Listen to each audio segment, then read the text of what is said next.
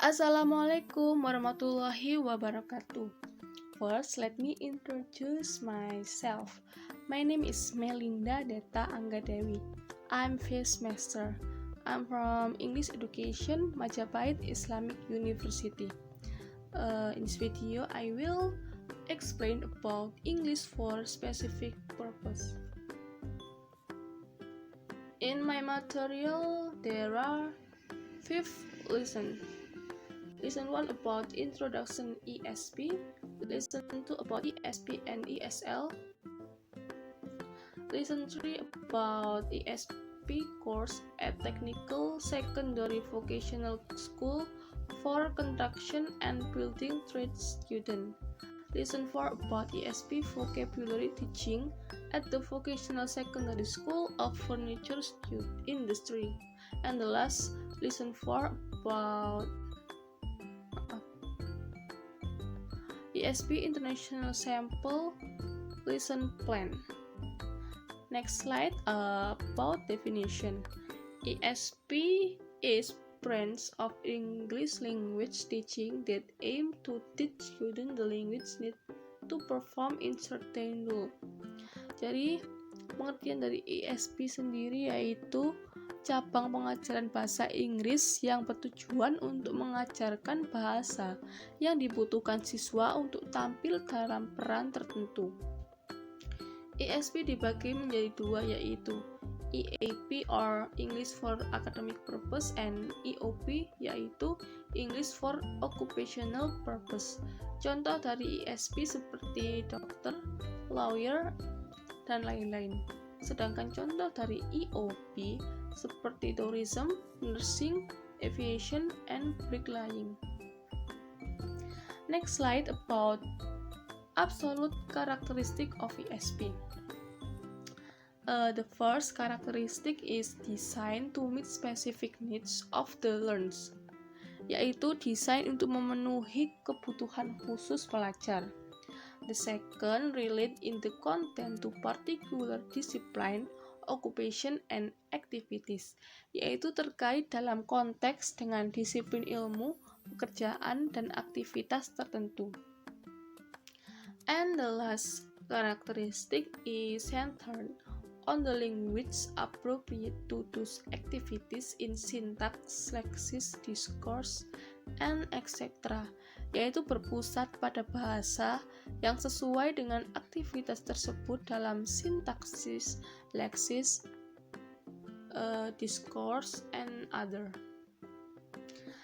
Next slide about ESP has become increasingly important as the first. There has been an increase in vocational training and learning throughout the world. Jadi berkat adanya ESP menaikkan vocational training and learning. The second is increasing use of English as the language of international communication, yaitu meningkatkan bahasa Inggris menjadi bahasa utama dalam komunikasi. Dan yang ketiga yaitu students are starting to learn therefore master general English at a younger age and so move on the ESP at an earlier age. Jadi siswa mulai belajar dan karena itu menguasai bahasa Inggris umum pada usia yang lebih muda dan kemudian beralih ke ESP pada usia yang lebih dini seperti saat ini misalnya saya yang berada di universitas. Next slide about acronym in ESP. There are 11 acronym. You can read in my material and I will next slide.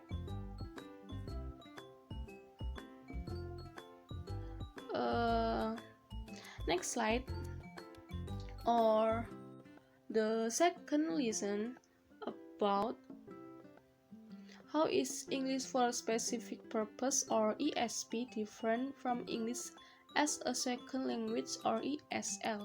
Also known as general English, there are two differences about ESP dan ESL. Terdapat dua perbedaan antara ESP dan ESL. ESL juga disebut dengan GE or General English. Perbedaan yang pertama yaitu learns. ESP specially designed for working adult, yaitu ESP dikhususkan atau dirancang khusus untuk bekerja untuk orang dewasa, sedangkan GE or General English dikhususkan untuk siswa sekolah menengah. Dan differences kedua yaitu aim or tujuan. ESP, the objective is to meet the needs of particular learners. Jadi tujuan dari ESP sendiri yaitu untuk memenuhi kebutuhan pelajar tertentu. Sedangkan GE to improve overall English competence involving a range of skills like reading, writing, speaking, listening, vocabulary, grammar, pronunciation, and etc. GE sendiri yaitu untuk meningkatkan kompetensi bahasa Inggris secara keseluruhan yang melibatkan berbagai keterampilan seperti membaca, menulis, berbicara, mendengarkan, kosakata, grammar, dan pronunciation or pengucapan. And move to next slide. There is, as a teacher you must. There are 7 that teacher must doing. The first is organizing course, yaitu seorang guru di sini dituntut untuk membuat suatu rancangan tujuan agar lebih terancang sistem pembelajarannya. Number 2, setting goals and objective, yaitu membuat tujuan dari pembelajaran tersebut. Dan yang ketiga or the third is creating a learning environment. Be a teacher you must have creative or skill. Jadi seorang guru di sini dituntut untuk memiliki skill untuk membuat kelas lebih nyaman untuk belajar. Yang keempat yaitu evaluating student. There is teacher must have identification about a problem of their student. Jadi guru di sini dituntut untuk dapat mengidentifikasikan masalah apa yang dialami oleh muridnya, kemudian mencari solusi bagaimana cara untuk memecahkan permasalahan tersebut. Next, about interest of learners. Jadi di sini guru harus membuat pembelajaran lebih menarik. And the 6, subject, content, knowledge, and last learning strategies. Di sini strategis pembelajaran sangat penting. Karena apa? Tanpa adanya strategis, guru bakal kebingungan bagaimana ya cara untuk membuat kelas ini lebih nyaman, menyenangkan, enjoy, sehingga siswanya itu lebih nyaman juga. Next slide or the third lesson about 3 reasons of the emergence of ESP. There are the revolution in linguistics, the demand of brave new word, and focus of the learn. ESP has some following characteristic. ESP is to fulfill some particular requirement of the learn. ESP includes grammar, lexics, skill, and varieties of activities. ESP can have some particular disciplines, and the last ESP is mainly plain of intermediate or advanced student ESP is planned for adult learners who can be at secondary level, also raised in a professional. Jadi di sini terdapat 3 alasan about emergence of ESP, dan di bawahnya terdapat seperti karakteristik atau about ESP. Next slide of the fourth lesson about theoretical part. Actually have many theoretical part in book, but in my material in PowerPoint I give 3. The first is characteristic of the target group. This thesis is focused on vocational students with the lack of motivation and some learning difficulties with acquired English. Jadi karakteristik kelompok sasaran, yaitu tesis ini difokuskan pada siswa kejuruan dengan kurangnya motivasi dan kesulitan belajar dalam menguasai bahasa Inggris. Dan saat ini terdapat peningkatan jumlah siswa dengan berbagai disabilitas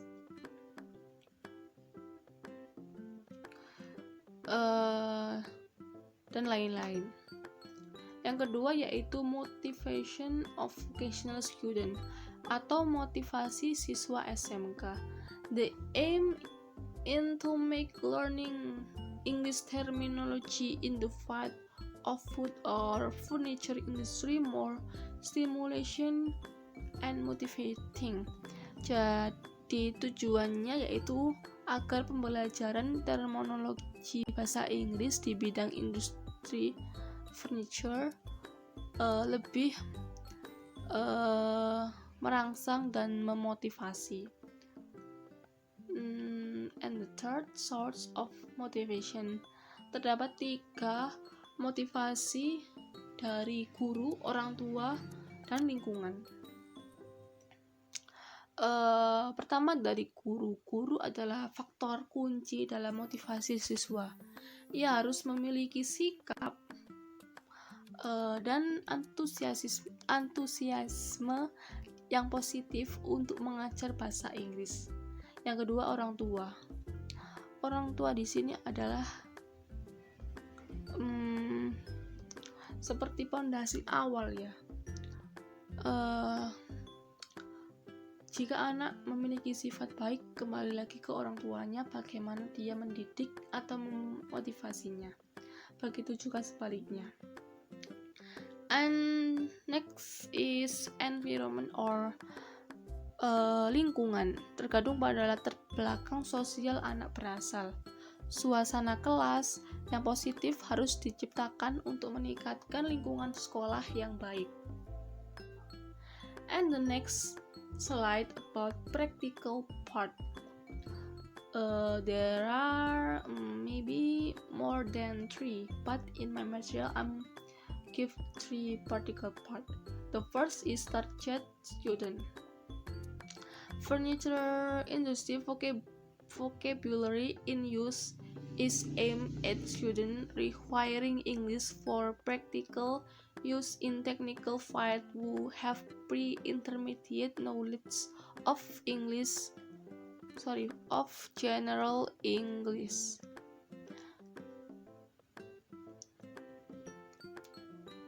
Jadi tujuan di sini yaitu untuk siswa yang membutuhkan bahasa Inggris untuk pengurangan praktis di bidang teknis yang memiliki pengetahuan bahasa Inggris umumnya pra-menengah. Next, target skill and material.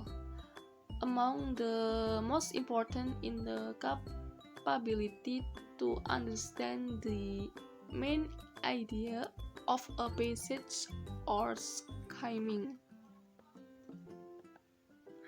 Jadi di antara yang paling penting adalah kemampuan untuk memahami gagasan utama suatu bagian.